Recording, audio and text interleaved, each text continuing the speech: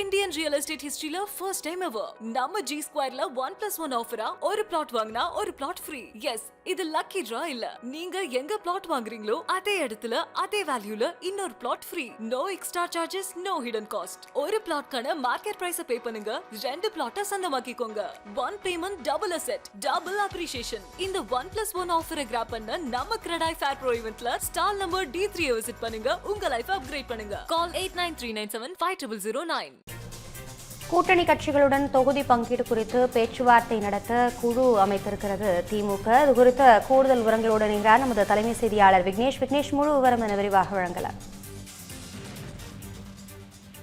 அபிராமி வணக்கம். கூட்டணி கட்சிகள் கொடுத்த நெருக்கடியின் காரணமாக இந்த கூட்டணி பேச்சுவார்த்தை குழுவை திமுக அமைத்திருப்பதாக தகவல் கிடைக்கப்பெற்றிருக்கிறது. ஏற்கனவே காங்கிரஸ், கம்யூனிஸ்ட் கட்சிகள், விசிக, மதிமுக உள்ளிட்ட பல்வேறு கட்சிகள் அறிவாலயத்தை நோக்கி படையெடுத்து தங்களுக்கான தொகுதி பங்கீடை இறுதி செய்ய வேண்டும், தொகுதிகளை ஒதுக்கீடு செய்ய வேண்டும் என்ற ஒரு கோரிக்கை முழக்கத்தை தொடர்ந்து எழுப்பிக் கொண்டிருக்கின்றன.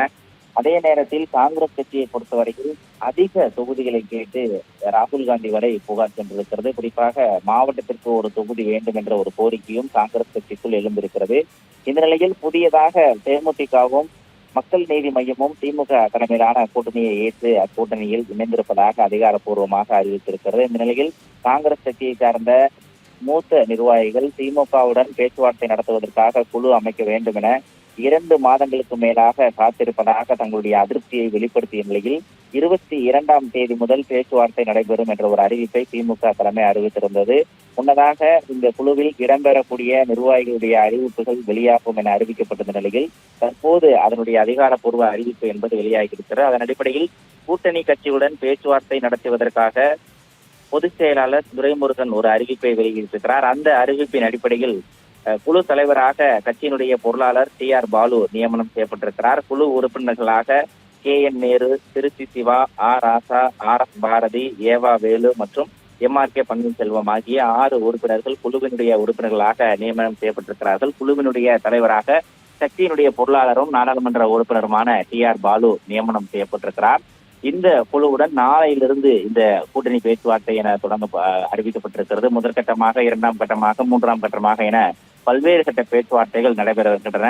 திமுக கூட்டணியில் அங்கம் வகிக்கக்கூடிய அனைத்து கட்சிகளும் இம்முறை தனி சின்னத்தில் போட்டியிடுவதற்கான ஒரு வாய்ப்பை கேட்டிருக்கின்றன. அதே நேரத்தில் கடந்த தொகுதிகளை ஒப்பிடும்போது, கடந்த நாடாளுமன்ற தேர்தலை ஒப்பிடும்போது கூடுதலான தொகுதிகளை ஒதுக்கீடு செய்ய வேண்டும் எனவும் போர்க்கொடியை தூக்கி இருக்கின்றன.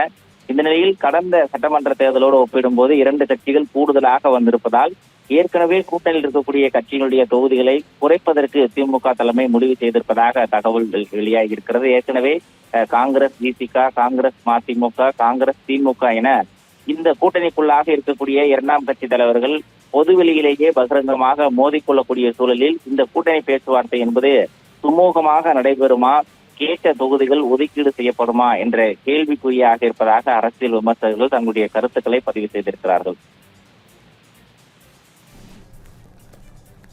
விரிவான தகவல்களை வழங்கியமைக்கு நன்றி விக்னேஷ்.